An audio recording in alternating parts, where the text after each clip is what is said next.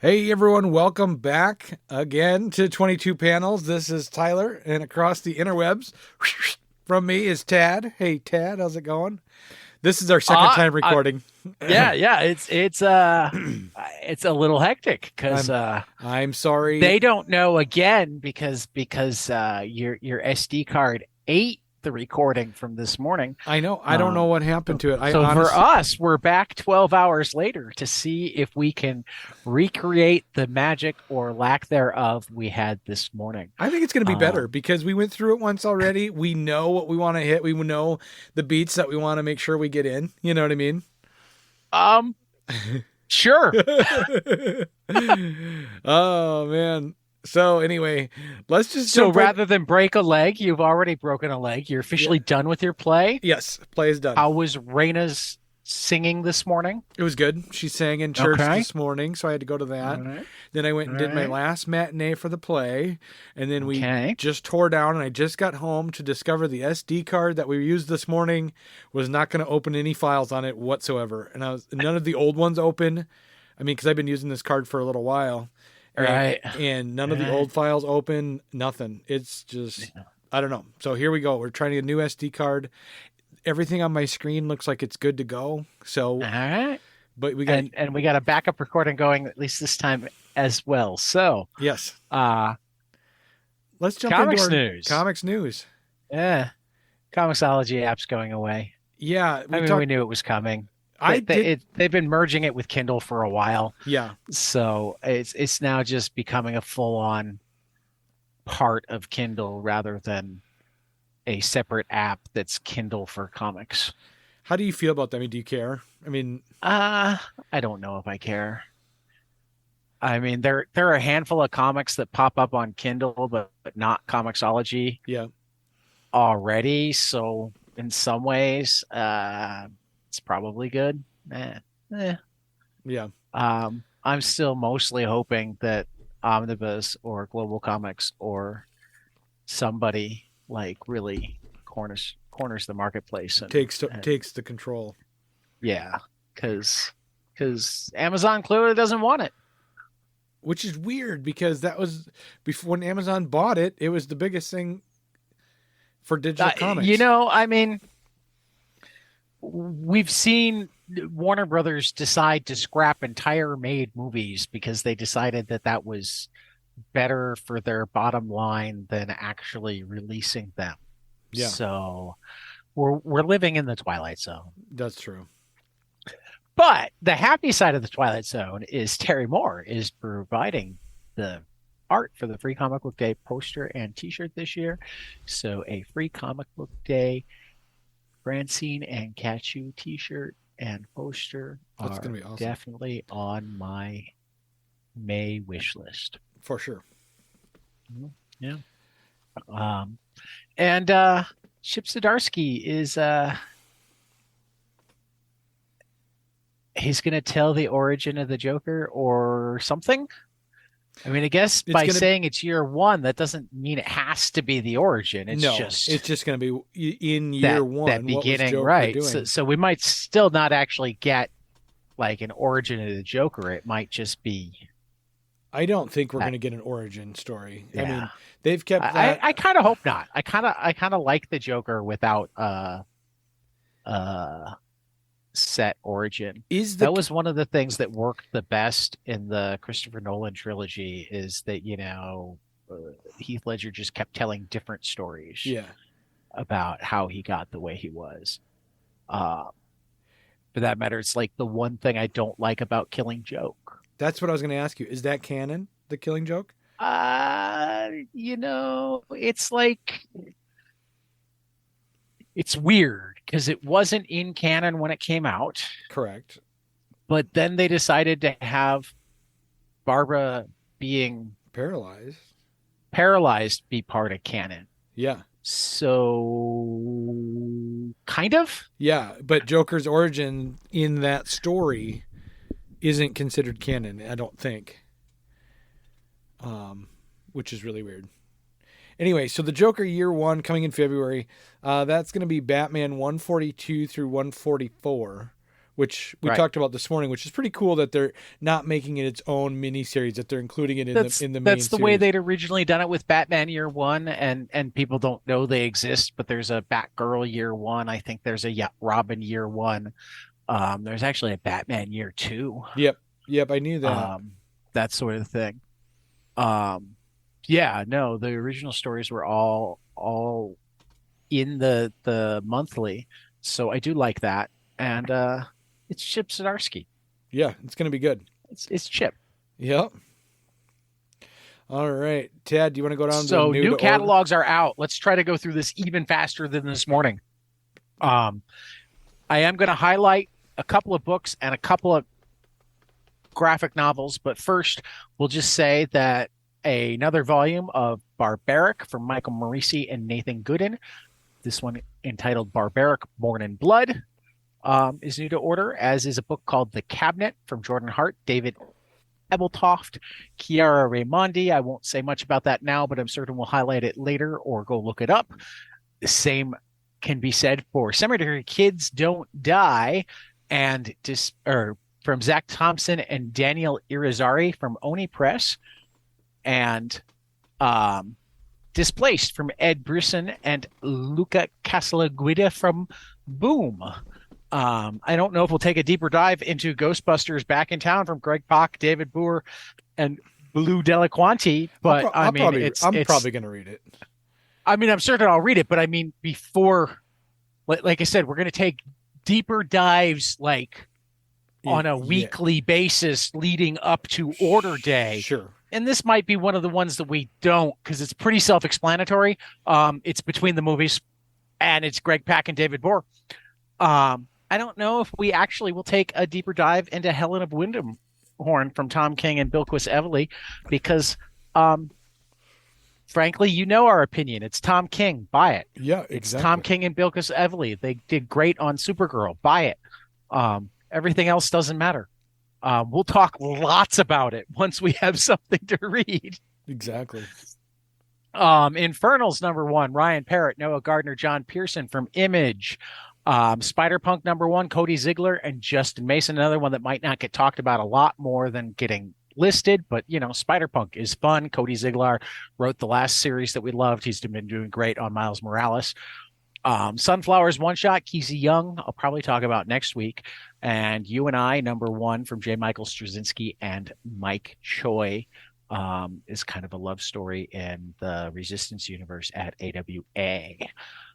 And that leads us to the two books that I actually want to take a deeper dive, read the solicitations on, particularly because I'm blown away that I haven't seen anything, and maybe I just missed it, talking about the fact that they're tied together.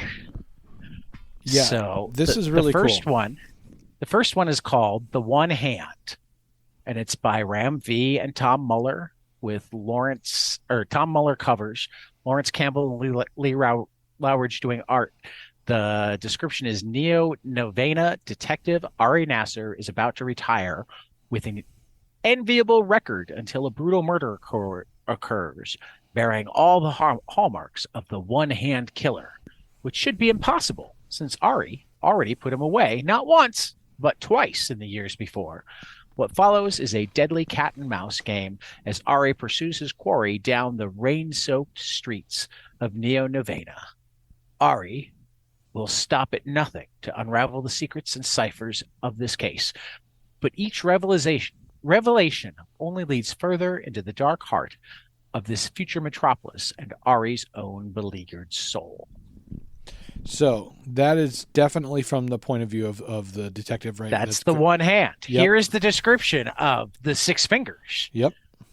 Neo Novena, archaeology student Johannes Vale, has always been so very in control of his life, but when he commits a brutal murder using the MO of a historic and notorious serial killer, everything begins to spiral out of control, primarily as Johannes doesn't remember doing it. What follows is a deadly cat and mouse game as Johannes seeks refuge in the rain-soaked streets of Neo Novena. He will stop at nothing to unravel the secrets and ciphers of what he did and why he did it, but each revelation only leads further into the dark heart of this future metropolis and Johannes's own heartbroken soul. Um, And I and this one's noticed the from Dan release dates are Waters about and 2 weeks Sumit apart. Kumar. They're released 2 weeks apart in February. Ram V and Dan Waters share a studio. Yeah. Um, So, do you think this was on the purpose? cover art is incredibly reminiscent of itself.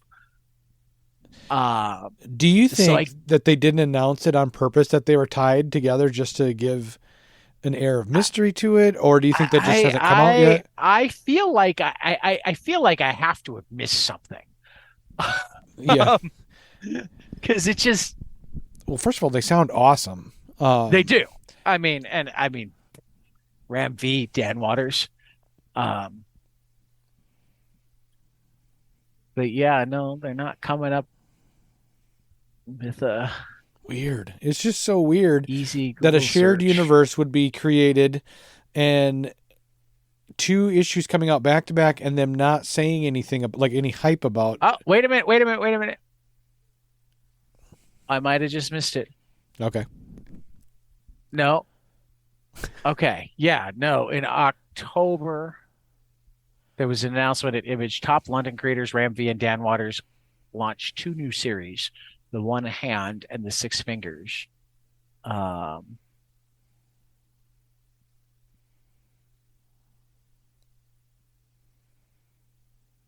but it doesn't say anything more than what we've already read. Okay. All right. So they were announced together. But it wasn't made really known that they would be in a shared but universe. but there's not anything more than what's in. I mean, other than White Noise Studio Yeah. is their studio because it starts out first teased at New York Comic Con earlier this month. Two new series from the White Noise Studio members Ram V and Dan Waters will launch new 5-issue crime drama miniseries in February 2024. Yeah, no mention of like multiple writers writing But books nothing for this. specific that talks about. I mean, after that, it's just giving. I mean, it's got a quote from each of them, but it doesn't like have a quote that indicates. Well, no, Waters said this book is one we've been boiling up for years, a true labor of love. Doing something with it I've never seen in comics before, and I think readers are going to have a hell of a time uncovering the secrets and sins buried between its bloody pages. But that could be just about his book. So, It's really weird. yeah, I'm psyched. I will be curious to hear a little bit more before this comes out. I will hopefully manage to Send a get message to hold of Ram. Ram Yeah. and or Dan. Just Say, be like, hey, come talk about Neo Novena with us. yeah, both of you. That would be awesome. It doesn't come out till February. We have both Thanksgiving and Christmas where we can handle time zones Yep. between now and then. Yep. Exactly. So, I have the entire week off from work. right. You know, 2 week and a half it comes out to be. So from Christmas to New So Year's. yeah, So no, those are probably. I mean, in a month where I listed 12 series that I have real interest in. Um, those are definitely the two that stand out the most. Collections and graphic novels this month is insane. there's a lot. I could spend so much money in February. I've got 24 items listed here, so I'm going to try to move through them quickly before we talk about a couple of them. Sure. Barking from Lucy Sullivan at Avery Hill. I'm certain I'll talk more about that. Mm-hmm. They're collecting Batman White Knight Presents Generation Joker. Blanche Goes to San Francisco from Rick Gary. Not only am I certain we'll talk more about that, I know what I'm getting Kelly for Pitchers and Catchers Day. Bunt, striking out on financial aid. Ngozi Ukaza is another one that I know I'm going to wind up talking about more because it has both like softball and oh, and it's from First Second. That makes it even better. It's got softball and dealing with paying for school all in one. That's awesome. Right. Um, Collection of Con and On. We talk about Con and On a lot, so we might not talk about it more than that. Call Me Iggy, Jorge Aguirre, Rafael Rosado. That'll definitely be one that gets talked about more. Fall Through, Nate Powell. Hopefully, we'll have Nate back to talk about this one before it actually comes out in February, particularly because I think his adaptation of Lies My Teacher Told Me is actually due out in March. They're going to wind up right on top of each other. Oh, that's gonna So be cool. I've already talked to him some about coming on to talk about both of those. Nice. A Firehood of Falsehood, Terry Canfield, Pat Dorian. It's another book from the First Seconds World Citizen line, Mm-hmm. the one that had fault lines in our Constitution and what unites us and that sort of thing. For As Long as It Rains, Zivian from Pow Pow. Collected edition of Forever Forward from our friend Zach Kaplan and Arjuni Susini. Gender Studies from Arjuan Mats. Definitely going to wind up talking about this one. It's so much cooler than it sounds. I mean, it sounds cool right there, right. at least to me. Me too. And it's so much cooler than it sounds from right there. I'm so happy we had this time together. A memoir from Maurice Velacoup from Pantheon. This one just heartbreaking, but also beautiful. Influenza, Jade, LFT Peters from Silver Sprocket. The Mexican, a short story by Jack London, adapted by Edu Molina. Nemesis the Warlock from Pat Mills and Kevin O'Neill gets its first hardcover definitive edition. Nina Simone and Comics from Sophie Adrianson and various. I'll probably talk about it at some point. I was at Nina Simone's final U.S. performance. New Model and Other Stories from Subasa Yamaguchi. Return to Eden from my favorite Spanish cartoonist, Paco Roca. Search and Destroy is Atsushi Kaneko adapting a Osamu Tezuka story. Hopefully we'll talk to Reagan Buchanan sometime before February about Secret History of Black Punk Record Zero. That would be awesome. It's already been released as like a comic, but it's being released in a perfect bound version. Star-Crossed Lovers from Jerry Friesen and Roberto Zaghi from Humanoids, and a collection of Tears Apart from Van Jensen and Jay Barrical and Alessandro Micelli from Dark Horse. But the two that I want to call attention to are Chris Sabella and Mark Laming are adapting a story from who I'm pretty certain are French filmmakers Elaine Bismuth and Abel Ferry, called Eden. Desperate to escape a dying Earth, a family schemes their way onto a massive spaceship towards a new planet, Eden. But shortly after they take off, they discover the terrifying truth, and their journey towards salvation becomes a fight to survive. We love Sabella. Yeah, Chris has been awesome for being on the show again because I want to know all about this. He'd probably talk to us again. I'm certain he would. What I've seen looks cool, so yeah. But then the other one, and I'm gonna read through this and then let Tyler respond because he was the one that like had his eyes pop when I read it this morning. Yeah. Dave Baker's Mary Tyler Moorhawk. Johnny Quest meets Infinite Jest. This mind-bending book, half graphic novel, half postmodern mystery, and 25% footnotes, is a thrilling tribute to the ways we build meaning out of a disposable pop culture. Who is Mary Tyler Moorhawk? How did she save the world from a dimension-hopping megalomaniac? Why was her TV show canceled after only 9 episodes?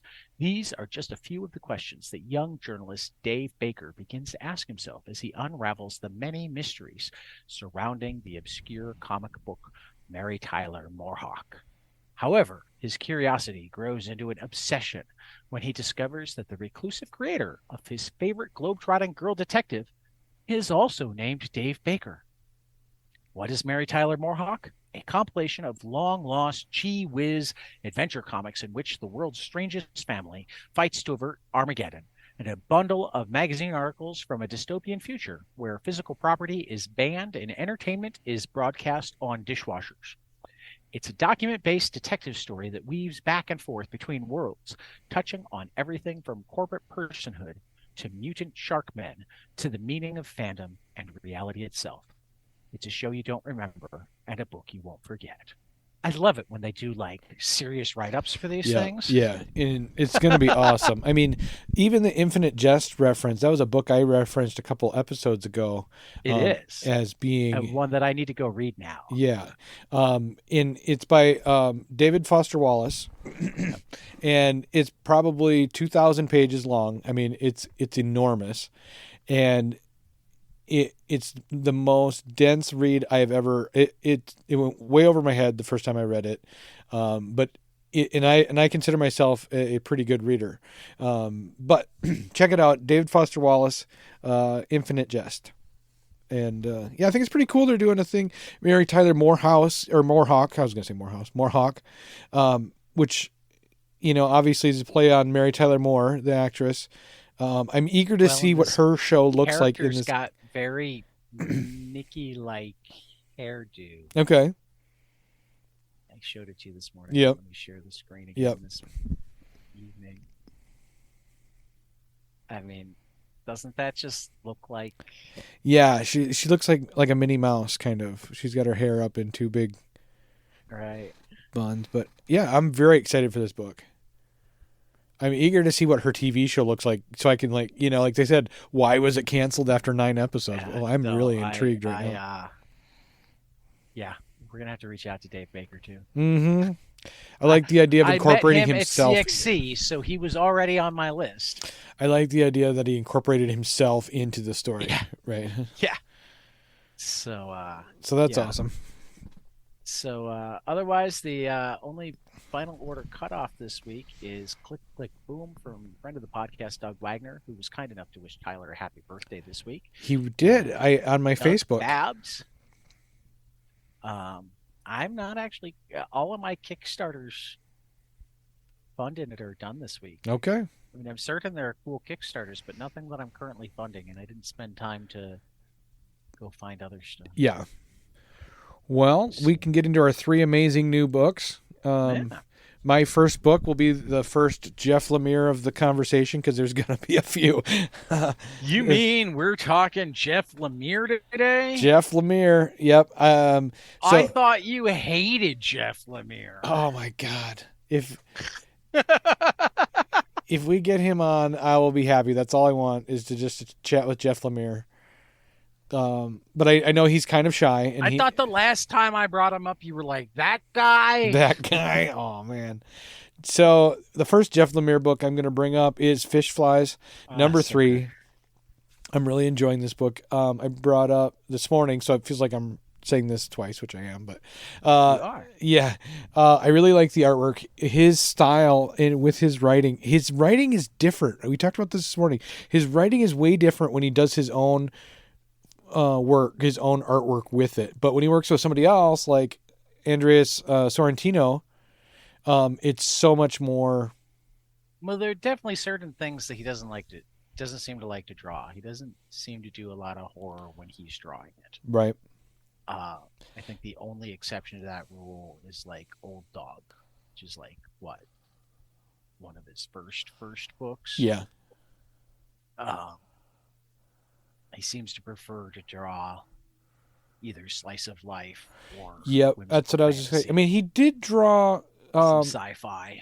Yeah, sci-fi he likes to do because he did do. Oh God, I just lost the name of it. The kid with the horns. Trillium. Yeah, Sweet Tooth. Sweet Tooth. I was calling that whimsical fantasy. Yeah. Yep. But it's also sci-fi. Yeah. My number 2 pick from another friend of the podcast, Kelly Thompson. This is The Cull, number 4. So good. It's really good. I'm in love with the artwork, especially the covers. Matea de Ulis. God, I struggle with that. De Ulis, I think. De Ulis. Okay. Ulis. From Image Comics.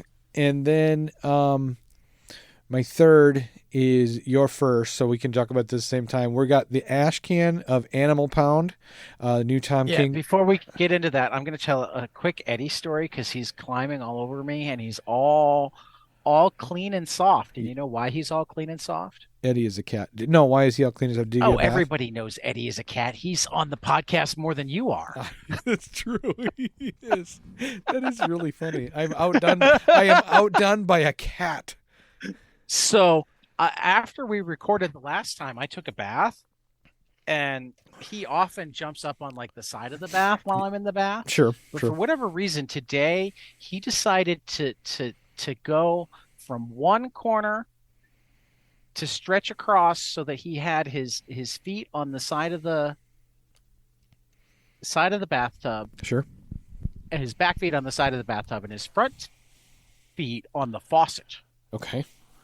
And then scrambled so his back feet were on the faucet and his front feet were on the inside corner of the bathtub. Okay, I'm following. And that's when he figured out that he didn't know how to turn around and get back out. So he's just like, and the nice way of putting it is I was afraid that if I leaned forward, I'd knock him down. The reality is I just thought it was hilarious. So I called Kelly because I didn't want her to miss it. And as soon as she gets down to see him stretched out between the faucet and the inside corner of the bathtub, he looks up to see her and slams into the bathtub. Oh no. So he got a bubble bath. But he's our weird cat. He was barely bothered by it. That's funny. That's funny. He's like, oh, okay. I guess this Thanks for getting me out, Mom. This is fun. So now he's like all soft and smells nice. Yes. Speaking of cats, we both read Animal Pound by Do you Tom have King. your copy with you? Because I should have brought mine downstairs. It's in the other room. You want me to run and get it? I can pause quick. Yeah, let's pause because I think we should actually read Tom's letter. Okay, I'll be right back. We can. All right. We're back. All right. I want you to actually read this because, I said this morning and I'll say it now. It was going to make my list anyway, but what threw it like absolutely on the front was like his 2-page letter statement of purpose at the end. Because Tom's a humble guy. He doesn't normally like throw down and say this work is going to be part of the canon. Yeah. Except that he did this time. And I was impressed. So Tyler, take it. Here we go. Written in 1944, when England was partnered with the USSR in World War II and the British Communist Party was at its height, Animal Farm was an allegory for how the ideal utopias of communism could rot into the cruel realities of fascism. The people's revolution would one day destroy the people. It was Orwell's warning to his fellow travelers, look at what has been sown, look at what we will one day reap. 80 years later, Animal Farm is a classic embedded in the consciousness of the Western world. It is, however, and unfortunately, not the warning it once was. For today's threat of fascism doesn't come from the ideals of the left looking forward, but from the right looking back. And the tools of the right are not revolution from outside the state, but the exploitation of the norms already in place inside the state. As such, it is time to build upon Orwell's work, to construct a new allegory for the horror that faces us now, just as Orwell addressed his own idea and not his own era and not the problems of the 1860s. It's time to revisit the animals and see what new hell awaits. Animal Pound is an updating of Orwell's masterpiece. It is a series to be put in the hands of every reader in the country, a book that will be assigned in classrooms and inspire essays and interpretations. This is a series to cause conversation, to be in every book and comic store for thousands of people to argue over and to love. But most of all, this is a series that will talk about our time as Orwell talked about his. We need the past to guide us, but not to own us. We too can create masterpieces. Tom King, Washington, D.C., 2023. That's awesome. Yeah. I mean, again, it's weird.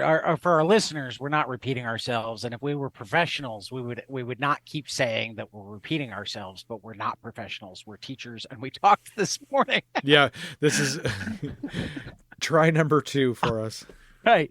Um, but we know Tom. Tom's a pretty humble guy Yeah. most of the time. And while he absolutely has never shied away from politics or a political fight, and it definitely like bleeds in his work. Yeah. I mean, his current Wonder Woman run is absolutely a statement about toxic masculinity, and particularly about how somehow toxic white males think they're the oppressed people. Right. Right. But for him to throw down this explicitly, Mm-hmm. That's great. is slightly out of character for him, and I don't think he'd do it unless we're about to I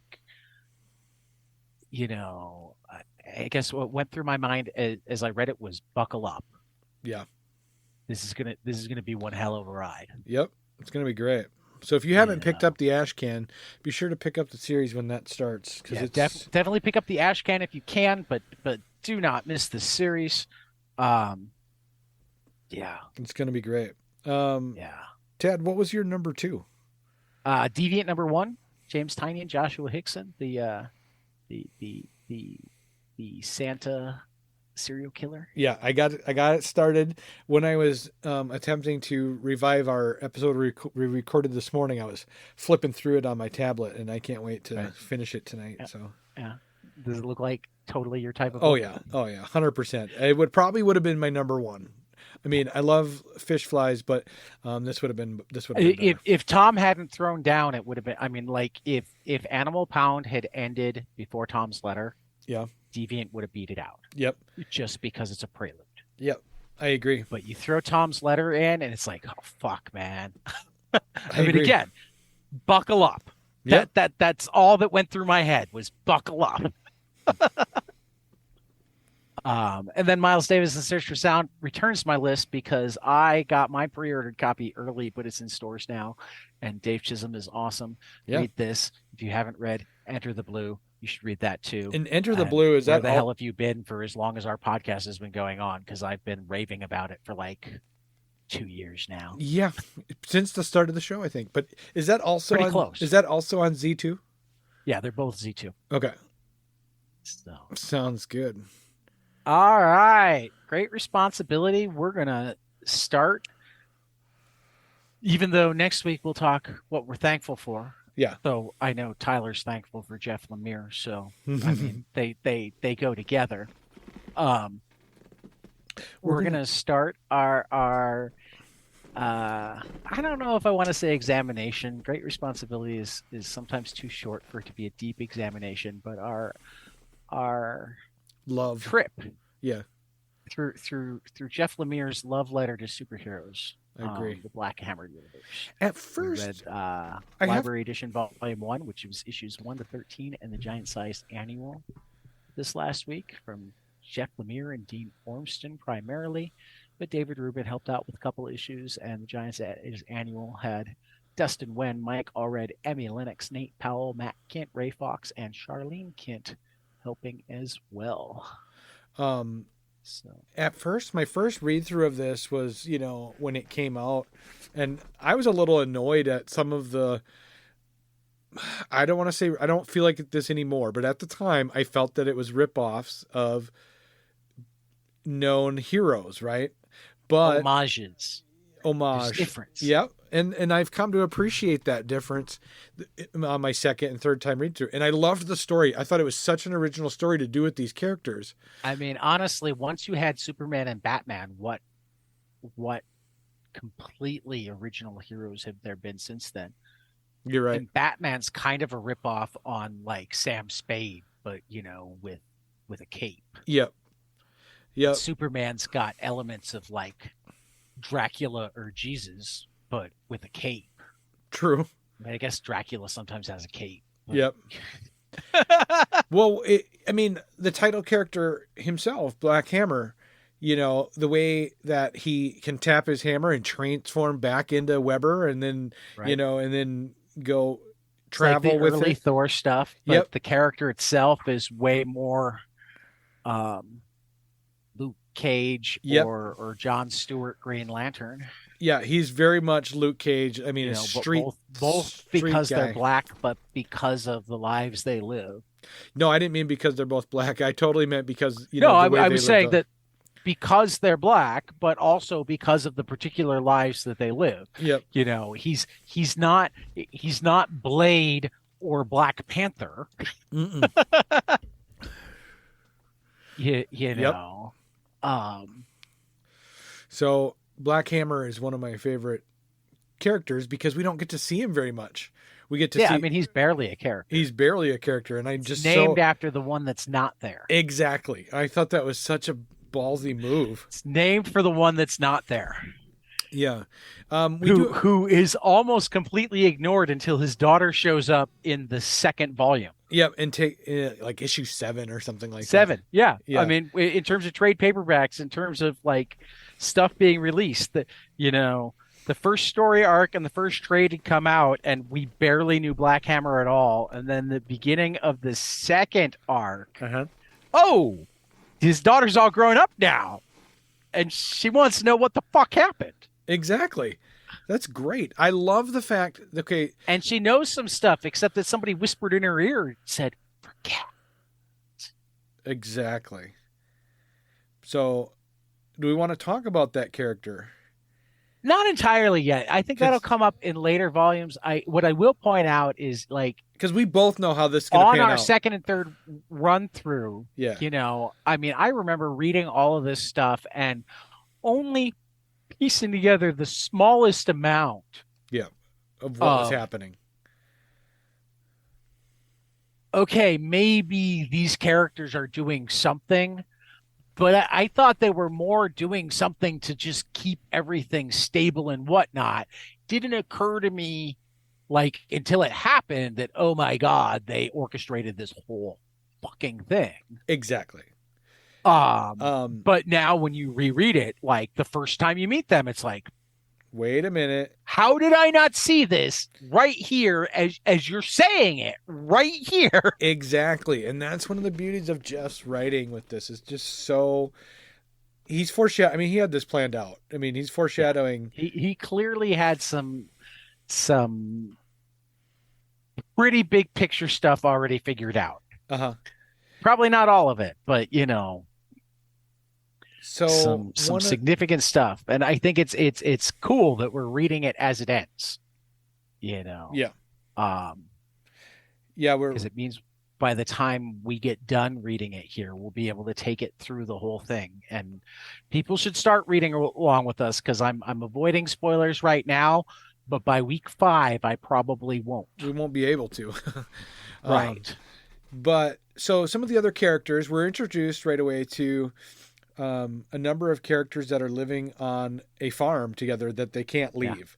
And Golden Gale, Barbalian, Abraham Slam, Walkie Talkie, and Talkie Walkie. That's right. Yeah, that's right. Talkie Walkie, Colonel Weird, and Madam Dragonfly. Yeah. And so, like we talked about this morning, and I'm going to say it again, Gale is such a sad character. I mean, she's stuck in a 9-year-old. I mean, for people who haven't read it yet, Gale is like the Mr. Miracle Shazam type character. Right. When she was a kid, she was given this special word to say to make her into the superhero. Only, where Shazam gets to be an adult when he's the superhero and go back to being a kid.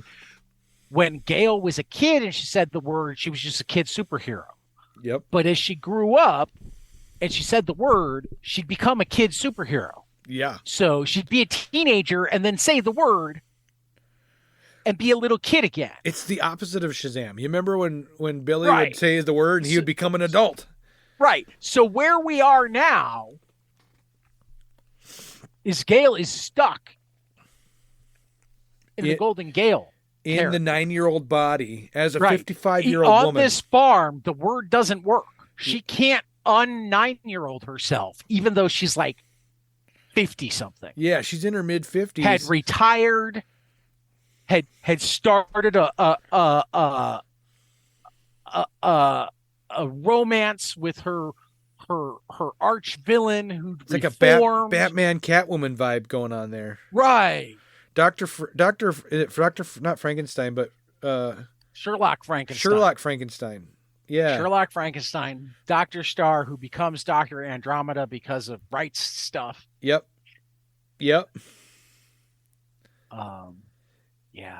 And yeah, I so mean, she's volume stuck on really this farm. just lays out such a lush world of world, while at the characters. same time, most of the examination of the heroes themselves is in their most human. Yeah. Because on the farm, they can't be they're heroes. Not heroing in the present. No. They can't hero in the present. They've made the ultimate sacrifice. They beat the Galactus slash dark side slash whatever. Yeah, anti-god. But in exchange, they wound up on the farm. Mm-hmm. Wherever the hell that is. Whatever the hell that is. Right. And they know there's limitations to how far away from the farm they can go. And it's basically an invisible barrier. And it's cool for Abe because he was old and having trouble fighting anyway, and now he's got his he met a girl. Hookup. Yeah, he met a girl, right. And he's happy. But like Abe's the only one that it's cool for. Yeah, look at Barb Alien. He puts on his Barb Alien like got pushed off of Mars because he was gay and non-warlike. Yep. And then he was on the police force. Only they never liked what he did as a vigilante. They didn't know it was him. But when they found out he was gay, they didn't want him on the police force anyway, even though he was a good cop up until then, because you can't have a. Yeah. Well, he keeps making the same mistakes over. He misreads signals. He did though? He did with his partner. I mean, maybe not. And is it a mistake? No. I don't think so with the priest. I mean, but even with the partner, is it a mistake to ask? No. I mean, maybe without putting his hand on his thigh, but yeah, that was like where he's like, but no, I think before, if he was unsure, he should have. I mean, I'm told that gaydar doesn't really exist. I mean, even among my gay friends, there's some debate on this. But, sure. But so how are you supposed to figure it out, particularly at a time when everybody's in the closet? I agree. I agree with you. And so I just want to make it clear that I don't think he made mistakes as much as history repeated itself. Yep, exactly. Yeah, the mistake I meant was that he misread the signals. I felt like with his partner, the cop partner. Signals is for the birds. You got to communicate. Yeah, you're right. But in both instances, it has ended up where the other male was not interested in him. Well, all three, because well, I guess didn't he actually have a boyfriend on Mars? On Mars, he had a boyfriend. Yep. Yeah. But so it was just the people on Mars that weren't into it. Yeah. So you got to feel bad for him. I mean, he's hiding in his human form. He's got this. He took on the. And then Talkie-Walkie has to hide in, the barn. Yep, he can't even be around when visitors come over. She. Yeah. Which I just love that he made the robot a she. Yep. Even though there's like absolutely no way to tell until the first time. Well, Weird calls her she. Yeah.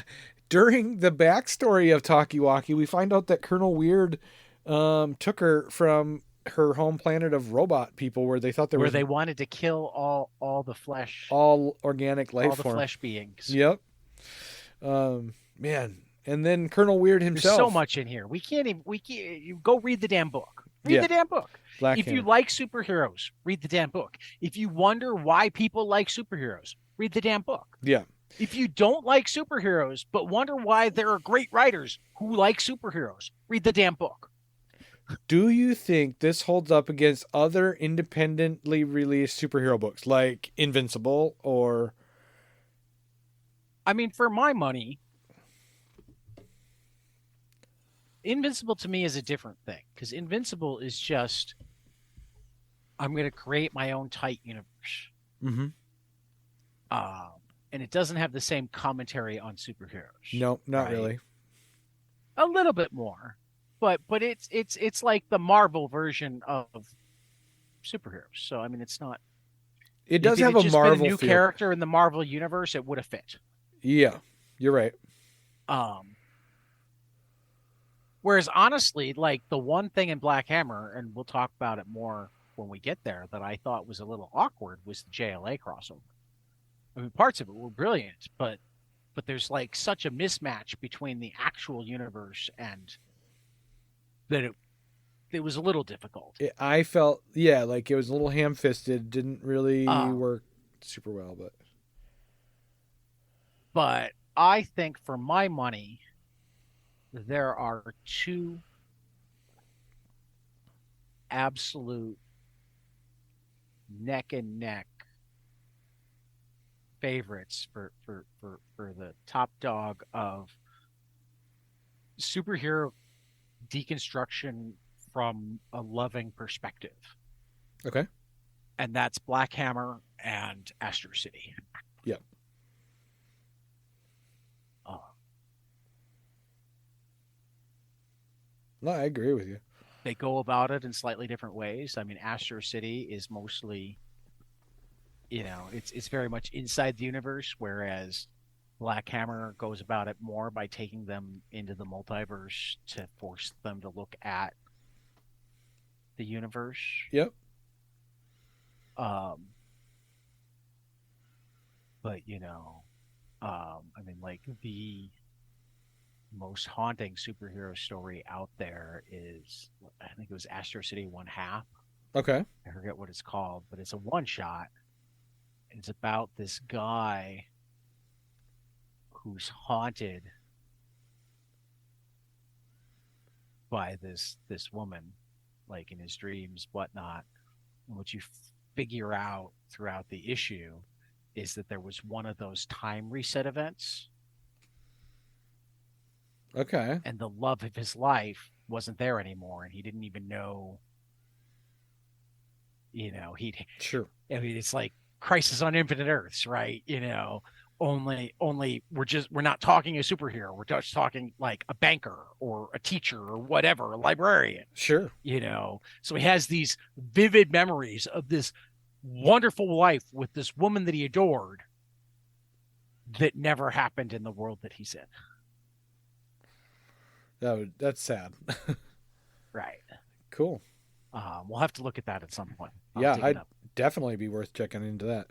I mean, we should look at Astro City at some point too, maybe even alongside Black Hammer at some point, or parts of it, just because they do have a lot of similarities, but they go about things very differently. Sure.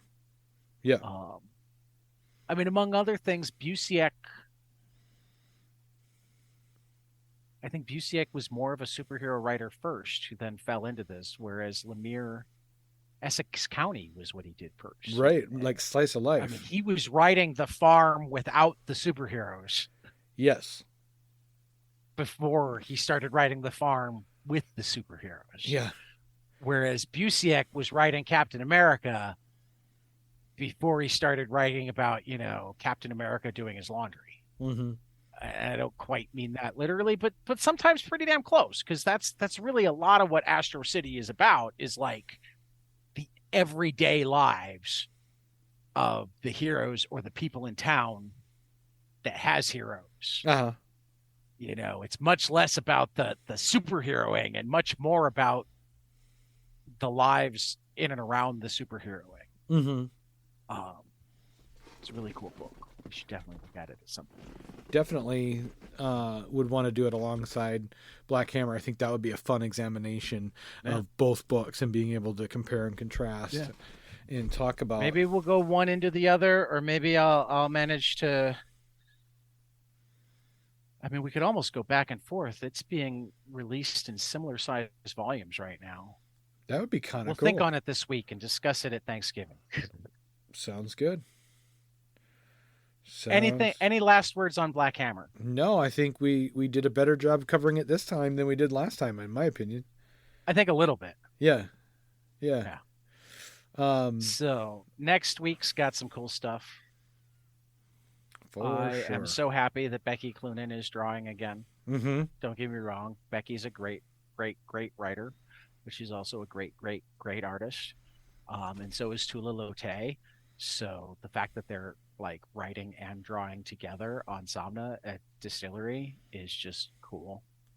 And it's dreamy and sexy and cool. And I don't know really much more about it than that because I don't need to. It's Becky Cloonan and Tula Lote. Right? Yeah. Just go You off of know? that. Yeah.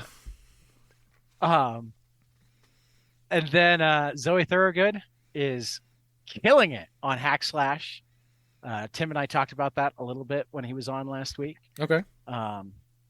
Yeah, Back to School #2 comes out on Tuesday. Zoe's just killing it on everything. She's got like the magic touch right now. Creep Show last week too. Yeah, and I think she's got. Didn't she have Black, White, and Red? The Harley Quinn Black, White, and Red last week too. Yep. I think. Yep, she did. Yeah. And then can't wait for this one. Our Jewish bowler superhero, Holy Roller Holy #1. Roller. Andy Samberg, Rick Remender, Joe Troman, Roland Bashi. Again, what I know is Jewish bowler superhero, Andy Samberg, Rick Remender. That's all I need. Samberg will make it funny. Remender will make certain it works in a comic book form. I wonder how guys like Andy, when they go, okay, I want to write a comic book. I wonder how they go about picking their team. Like, did he know Rick Remender, or did Rick? I would seek out imagine Andy? one of two things happens, at least if they're smart. Yeah. Either they're comics people already, and therefore they already kind of have the people that they know they like, and they try to reach out to them. Like Brian Posehn. Or if they're not serious comics people, but they're smart, they know that it's a medium that they don't know well. So when they're talking to a publisher or whatever, they're like, who should I work with? That'd be like Keanu Reeves. Yeah. You know, I was never worried about Berserker being any good when Matt Kent was on board. Exactly. Yep. You know, was it the greatest thing ever? No. Was it at times a little derivative? Sure. Was it still really awesome? Yeah, because with Matt Kent on board, there was no way it wasn't going to be. Exactly. You know, so while Rick Remender can be a little bit of a hit or miss for me overall, it's never because he doesn't know how to make a comic book. Mm-hmm. And when he's a hit for me, he's a massive hit. Mm-hmm. It's like Deadly Class and I can't remember the Tokyo one, or Tokyo Ghost with Sean Murphy and I'm certain I could come up with more, but it's getting late. So yeah, I'm excited. Cool. I am excited. Awesome. How about you, Tyler? Well, again, Jeff Lemire, I want to go back to the Black Hammer again. This is the end. Black Hammer, the end, #4.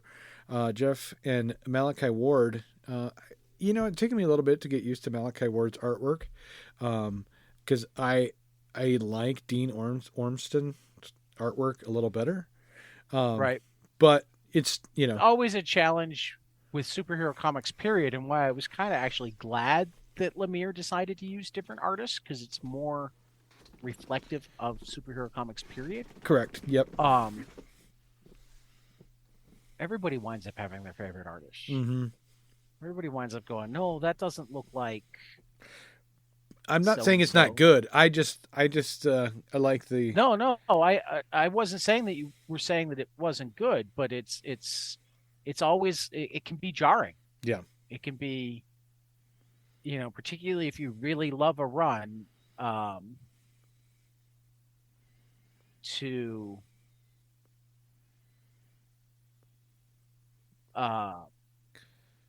get hooked into somebody, to have it seem so different. Yeah. For that matter, you know, I think as I was thinking about it this morning, that's exactly the issue I had with the run of your next book. Sure. Which would be Daredevil Black Armor #1 from D.G. Chichester and Nathan Diaz, which is set back inside of the run. So it's a past story. Yep. But that was part of what was hard for a lot of people about that run was that armor doesn't feel Daredevil. It feels like, yeah. Here's a. I'm just gonna grab a random issue. 341 here. That looks more like a Liefeld X-Men Yep, it does. With is than a very Daredevil cover. way more muscular. He's got some iron shoulder pad things on, and Right, yeah, he definitely looks more like Cable from X-Men kind of thing. right. Which was huge at the time. I mean, because this came out in '95, so I mean, there's a reason that it all looked like that. But, um, and it's why I mean, I was saying this morning that I didn't actually want to say that it was bad. I don't. It's been too long since I read it for me to come anywhere near saying that. Right. And it's one of those things was just enough different and enough people I know like it. Yep. And ton of people like Chichester. Yep. That I definitely feel like I need to revisit it at some point, probably even sooner rather than later. We're about to have time off, and if not now, maybe Christmas. Right.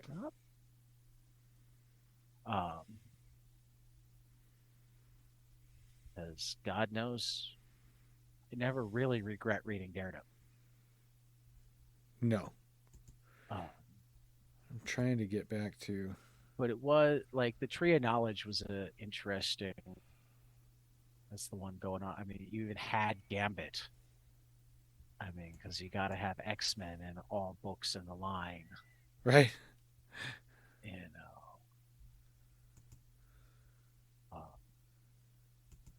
Wirehead enters the game. Techno Menace.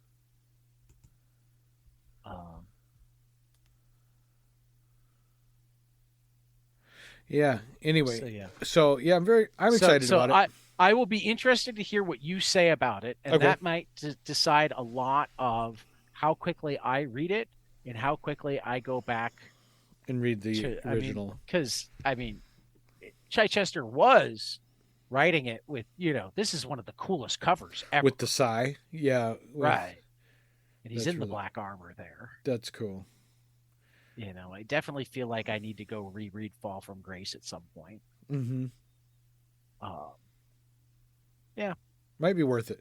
My third pick though. It was a weird era at Marvel. I mean, this is the everybody, all the big artists had jumped ship to Indies. Image. Like to Image. Right. The good writers were still around, but because Image was doing so well, everybody thought that it was art that drove things. Yeah, comics were weird in this era. Mm-hmm. I mean, a lot of great stuff started popping up. I mean, and this is why I'm certain that there's great stuff in this era too. Because, like 96, 97, 98, well, and for that matter, even 93 here. Well, 93, 94, you started having Milestone was going on, and Sandman was getting going, and Alan Moore was on Swamp Thing, and Preacher started up in I think 96 or 97, and Transmetropolitan started up in 96 or so I mean, it's a transitional era in comics. Yeah, for sure. My third pick for next week, again, Jeff Lemire, Bone Orchard Mythos, Tenement, number 6. He's working with Andrea Sorrentino, same guy he worked with. When they work, it's on the Black Barn series. In the best possible way. Gideon Falls is what I'm thinking of with the Black Barn. He likes a lot of farm stuff, doesn't he, Jeff Lemire? Well, I mean, he grew up in Essex County. Yeah.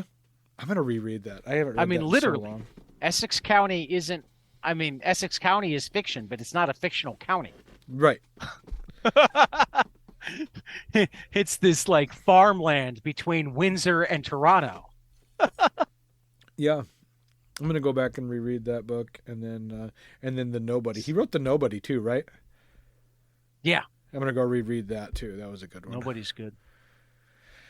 All right. It's harder to find. Yeah. But I think I have a copy. I do too. Yeah. All right. So that was our show for this week. That was Take two. Yeah, that was pretty in the much books. That was pretty much we the same thing. We recorded it twice, so I'm pretty certain that one or the other will work. Yeah.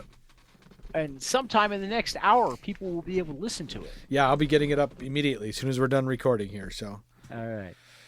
All right. So to our listeners out there, thanks for checking us out, and we will catch you guys after the next page. Later. Hey guys, this is Tyler from 22 Panels. I'm here to tell you all about our Patreon. If you enjoy this show, please consider donating to our Patreon to keep this show going. We have many different tiers, all different levels to help you decide what's right for you. Okay, so get on out there to patreon.com/22panelspodcast.